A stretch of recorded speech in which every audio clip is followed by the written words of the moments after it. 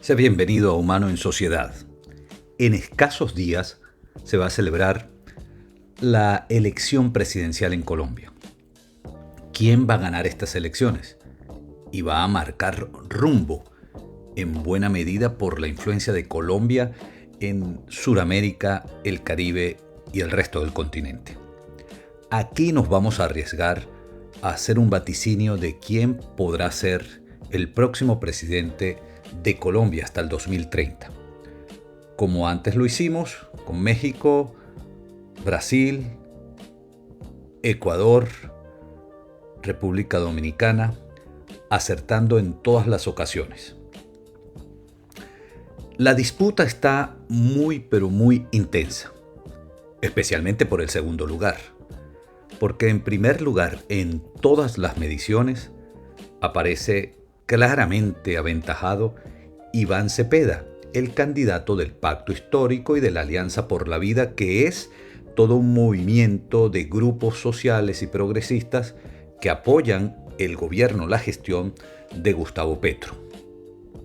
Sería el segundo gobierno de izquierda de la historia de Colombia, que ha sido por demás muy accidentada, marcada por la violencia y con características de diferencia social o de inequidad social muy pero muy gruesas. También está el candidato del archirrival de esta propuesta, que es Álvaro Uribe, en este caso es una dama, Paloma Valencia, senadora, quien suele poner como argumento principal que Uribe es como su padre. Otro que también alaba a Uribe, se cuida mucho de no fustigarlo con palabras críticas, pero sí lo hace con la candidata de Paloma Valencia, es el candidato por Salvación Nacional, un partido que se llama súper conservador o de derecha, Abelardo de la Espriella. Luego también están personas destacadas en lo académico y que pasaron por la gestión municipal. En primer lugar, Sergio Fajardo, quien fue alcalde de Medellín y también gobernador de Antioquia, en ambos casos teniendo una gestión transformadora que llamó la atención de buena parte de los centros de estudio de políticas públicas. Asimismo, Claudia López, quien fuera alcaldesa de Bogotá y tiene una formación académica también rigurosa, digna de destacar. Como en el caso de Sergio Fajardo, que no solo es matemático de profesión, sino es máster en matemáticas y PhD en matemáticas. Ambos estos títulos de posgrado conseguidos en la Universidad de Wisconsin, en Estados Unidos, y fue director de investigación de varias universidades de Colombia. Las elecciones se acercan, pero la campaña va a todo ritmo y las élites colombianas están haciendo todo tipo de maromas para influir o tratar de influir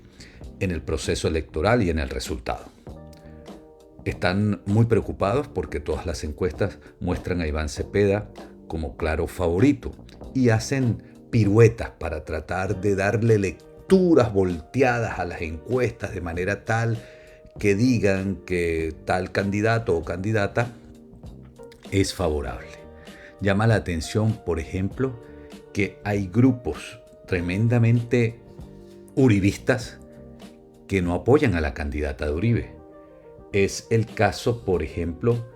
del grupo de Medellín que encabeza el actual alcalde de esa ciudad, pero que antes fue candidato presidencial de Uribe, Federico Gutiérrez, que tiene el movimiento Creemos y está apoyando al señor Abelardo de la Espriella. Lo propio con la senadora María Fernanda Cabal, creo que así se llama, quien dice estar decepcionada de Uribe porque no le fue bien a ella en su pretensión presidencial y ahora busca montar su propio partido para aspirar a la presidencia, claramente. Y por otro lado, el grupo de la revista Semana, que es un grupo empresarial muy poderoso, vinculado a la industria alimenticia, también está en el área bancaria, financiera, industrial de diversa índole, construcción, bienes raíces, hotelera y medios de comunicación. Allí destaca la revista Semana, que la ha utilizado sin ningún tipo de pudor como instrumento para tratar de influir en la política colombiana. Y cuando decimos ningún tipo de pudor, es, por ejemplo, faltar a la verdad, alterar información e incluso apoyar a su directora como candidata presidencial, que por cierto salió muy mal, salió con las tablas en la cabeza, la que en un momento fue periodista y después pretendió ser política, donde el resultado le fue absolutamente desfavorable. Este grupo, que es uribista y que ha utilizado la revista para ayudar y apoyar a Uribe, pues ahora no está apoyando a la candidata de Uribe, que es la señora Valencia, sino por el contrario está desmedidamente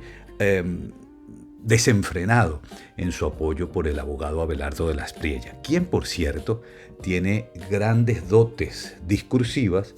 pero tiene una trayectoria que muestra situaciones muy dudosas, como por ejemplo haber sido abogado en relación al narcotráfico, a movimientos de economías ilícitas, a paramilitares, y en especial destaca y mucho el haber sido abogado defensor en algún momento de el testaferro de Nicolás Maduro, Alex Saab. Pues bien, de la Espriella cuenta con esa mancha, por llamarlo de alguna manera, o esas características en su trayectoria de haber sido como el vocero, el abanderado, el defensor de grandes señores de la mafia, grandes señores de los grupos irregulares vinculados a los paramilitares y el paramilitarismo, y todo eso ensombrece su figura, a pesar de su capacidad oratoria, a pesar de sus acciones histriónicas. El trayecto de su vida muestra una característica de trepado, de arribismo, de intento desesperado por hacer dinero,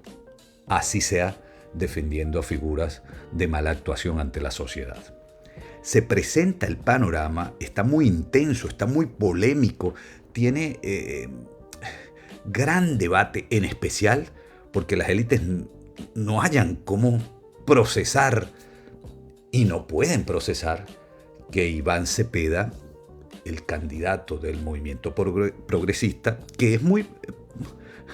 llamativo, es un señor que no da grandes discursos, sino que escribe todos sus discursos. Esta semana, cuando se está grabando el presente informe de Humano en Sociedad, hizo su acto número 100 y son 100 papelitos, 100 discursos escritos. Comentó en una entrevista que se para a las 4 de la madrugada a escribir los discursos del evento de cada día. Imagínense, esos documentos pasan a ser archivo histórico si llega a la presidencia. Iván Cepeda, además, ha sido tildado por parte de las élites como una figura vinculada a grupos de sectores de la guerrilla, grupos que se han levantado en armas. Él ha dicho una y otra vez que ha sido propulsor de la paz y que en esos esfuerzos por la paz se ha reunido con los distintos representantes de los grupos que han tratado de llevar hacia la paz. Su padre fue asesinado, su compañera de fórmula, una líder representante indígena, la señora Quilquet, o algo parecido, también sufrió la tragedia de perder nada menos que a su esposo producto de la violencia que ha sacudido a Colombia. Pues bien, estas características de estos 5 candidatos que acabo de mencionar, hay otros tantos que pasan la decena y que son destacables, pero estos 5 tienen la voz cantante: Iván Cepeda, Paloma Valencia, Abelardo de la Espriella, Sergio Fajardo y Claudia López, aunque estos 2 últimos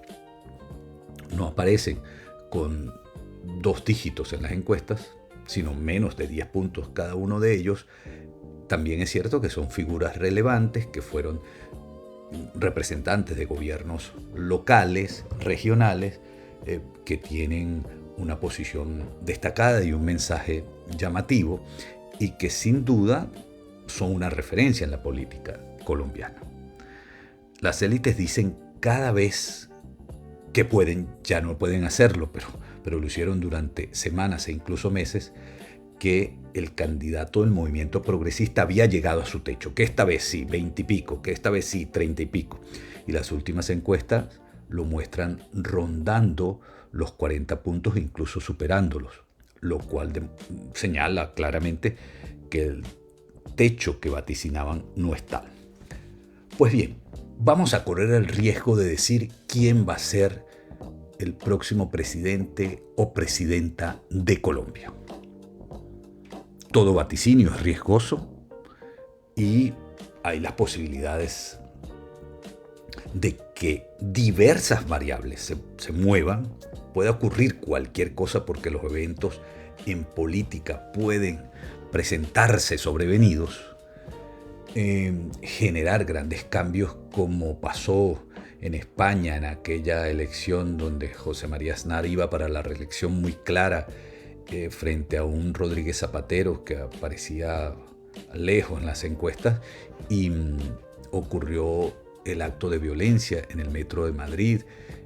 atribuido a grupos militares que a su vez, grupos subversivos que a su vez estaban vinculados a grupos de Irak que estaba siendo invadida por Estados Unidos y una coalición en la que Aznar, representando al gobierno español, se mostró en apoyo y eso pues generó un movimiento que cambió en una semana el destino de la elección, como también ocurrió recientemente en Canadá, donde el candidato del Partido Laborista tenía muy poca posibilidad de triunfar. El candidato de la derecha tenía claramente la primera opción, pero vino el presidente de los Estados Unidos, ofendió a Canadá una y otra vez y después dijo que quisiera que ganara el de la derecha y se oponía al candidato laborista. ¿Y qué ocurrió? Eso más bien generó la reacción contraria en el votante que se volcó hacia el postulado por el movimiento laborista y es hoy el actual presidente o primer ministro de Canadá. Humano en Sociedad quiere ofrecer su mirada, su perspectiva según la cual el próximo presidente de Colombia va a ser Iván Cepeda, porque tiene un movimiento social sólido que se ha expandido en todo el país, porque está haciendo alianzas por abajo, articulando muchos sectores populares que son la mayoría poblacional, porque tiene una visión estratégica muy cuidadosa, cuida cada palabra, cada evento, pareciera estar cuidando toda la campaña con mucho sigilo, con mucha táctica, con mucha estrategia, y la base social pareciera estarse expandiendo a pesar de toda la batalla en contra que recibe un candidato que encabeza las encuestas. ¿Va a ganar en primera o segunda vuelta? No está claro. Pareciera que incluso podría ganar en primera vuelta, lo que es muy difícil, lo que es un gran reto, un gran desafío. Pero podría hacerlo. Y si genera una segunda vuelta, porque no logra el 50% más uno, va a venir una arremetida muy, muy fuerte. Se van a unir diversos factores, pero aún así, lo cuidadoso y meticuloso que ha sido con el lenguaje también profesor, pero ya no de matemáticas, sino de filosofía, como es Iván Cepeda, a quien, como dijimos, sectores luego vinculados al establishment, grupos militares, asesinaron a su padre hace poco más de 30 años, cuando él era un treintañero profesor de la universidad, ha generado pues un ambiente de alianzas con diversos sectores, su lenguaje cuidadoso, su manejo meticuloso podría llevarle a unas alianzas interesantes para la segunda vuelta y se impondría incluso en segunda vuelta. Esto es contrario a lo que pretenden decir las élites, que si hay una segunda vuelta no va a alcanzar Cepeda el laurel de ganador y que se van a aliar todos los factores en su contra, nosotros aquí vaticinamos que si hay una segunda vuelta, si Cepeda no ganase en primera vuelta como podría ocurrir, en segunda vuelta cristalizaría el triunfo y se convertiría en el nuevo presidente del país neogranadino hasta 2030, en sucesión de Gustavo Petro, transformándose así en el segundo presidente de izquierda de la historia de Colombia y además una presidencia consecutiva. Esto es Humano en Sociedad. Suscríbete al canal, porque al hacerlo, estimulas y apoyas nuestra producción de contenido.